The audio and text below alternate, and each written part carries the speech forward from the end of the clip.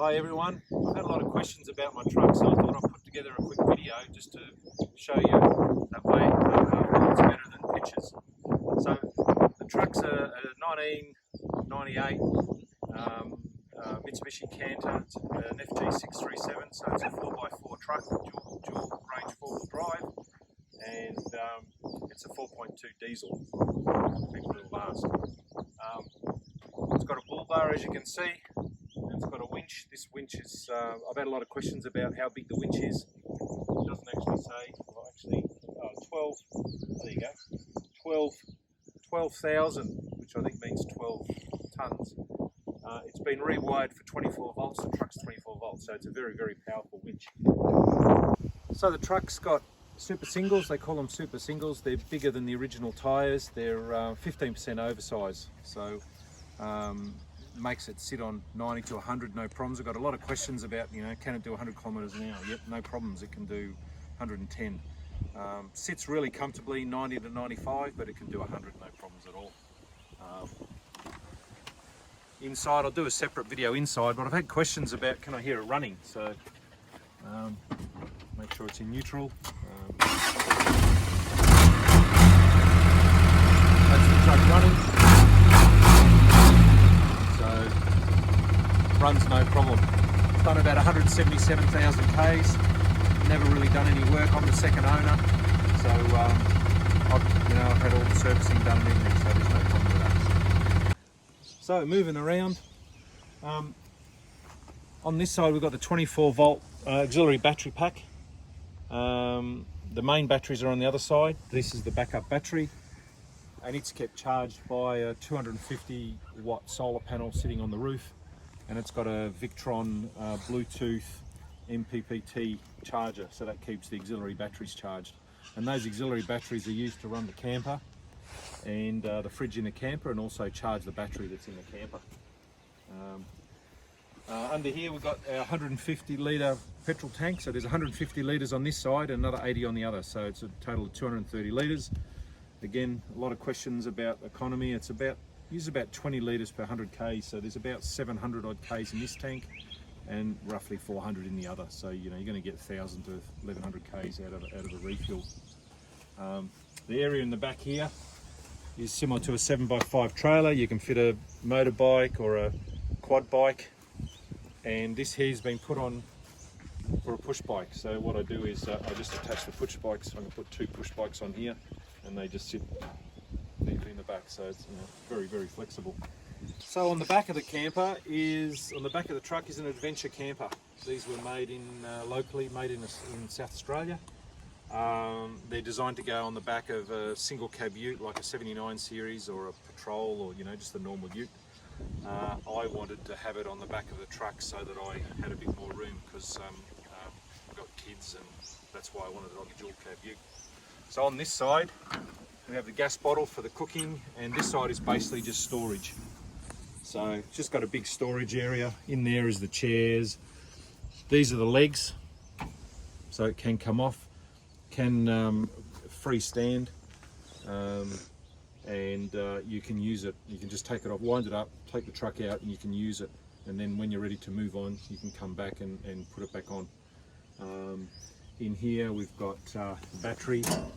So there's a 12 volt battery, and then there's the water tank, and in here I keep my solar panel and my table and my chairs and all that sort of stuff. So all that's kept in there. In the back here there's another auxiliary battery bank. I don't use it anymore now that with solar panels I find you don't need it. When I first got the truck it actually had 4 auxiliary batteries, so 6 batteries in total on the truck.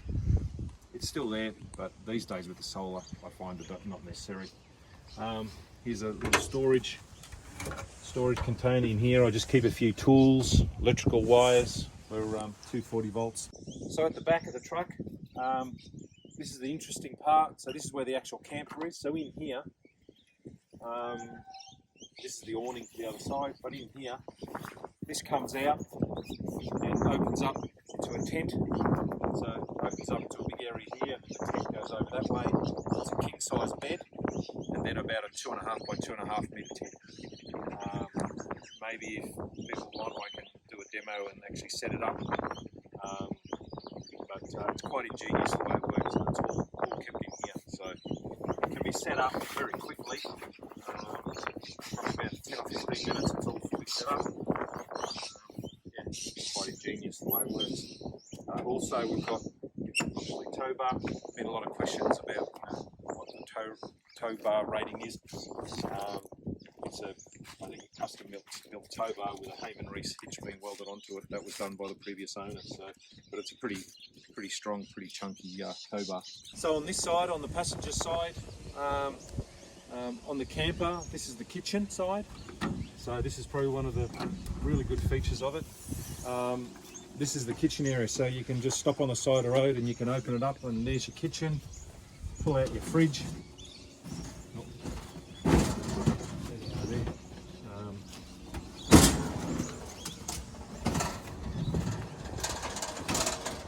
All right, our kitchen's now set up. So we've got an 80 litre Waco stove with a grill underneath for doing toast. The microwave oven's my addition there. Then we've got a lot of storage area here for all your food, your pots and your pans, and water tap. So it's got a 60 litre water container in it, so you've got water, and that's the sink. So you can see very quickly, you know, you can just stop on the side of the road and you can use it. Down here is another storage container. This one's actually quite large. In here we've got all our pipes and water pipes and tools, and we've got our, I think from memory, we've got our barbecue stuff, and it's designed in the back. You can put a chainsaw, so the chainsaw sits at the very back out of the way. So yeah, very handy. So on this side we have the 80 litre fuel tank. So this we call the auxiliary tank. Inside the vehicle there's a switch, you can switch between the tanks. Yeah, power cord. So this takes 24 volts from the truck and it runs the fridge. And it's also got a charger in there that you can flick a switch and charge the 12 volt battery from the 24 volts from the truck. So if you do happen to have it off, you drive away for the day, come back, you can then plug it in and recharge the battery. On this side we've got the main batteries, that's the original batteries, and then in here we've got a custom made box that I put in there with a water pump, so we can turn that on, and that gives us, at the moment actually it hasn't got enough water in the tank, but that is a 24 volt water pump, and then on the front here are the taps. So when the pump's on, you can just turn on the taps, and here you've got hot and cold running water. It's got a heat exchanger off the engine, so that if the engine's warm and you run the engine, you can actually have hot water, so you can have a hot shower. Under the tray in the back are two 80 litre tanks. Make sure it's 2 80 litre tanks. You've got 160 litres of water that you can use for you know, washing up and having showers or whatever. And then there's another 60 in the camper, which we tend to use for drinking water. But that box that's on the side there, also you can take it out. So if you're camping next to a river, you can actually take a couple of clips, take it out and put it near the river, and you can actually then pump water up to the truck, and you can have as much water as you want. So inside the truck, it's a pretty stock standard Mitsubishi Canter 5-speed. I've put this little fridge in here, so when you're traveling you can keep your water cold, and it also acts as a nice handrest. 3 seats across the front. You can put your maps and your pads in here.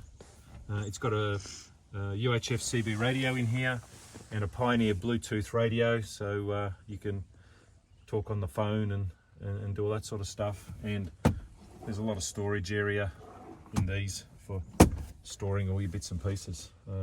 So yeah, switches here for your 4-wheel drive, and high-low switch on the other side. So in the back, it's 4 seats across, which makes it a 7-seater. This wooden area here, I've put this in and I made some little shelves in here. That was for when the kids were traveling, they could keep all their toys and their books and their pens and everything.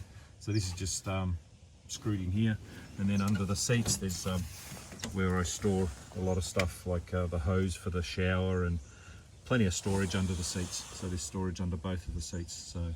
So yeah, plenty of room in the back, and yeah.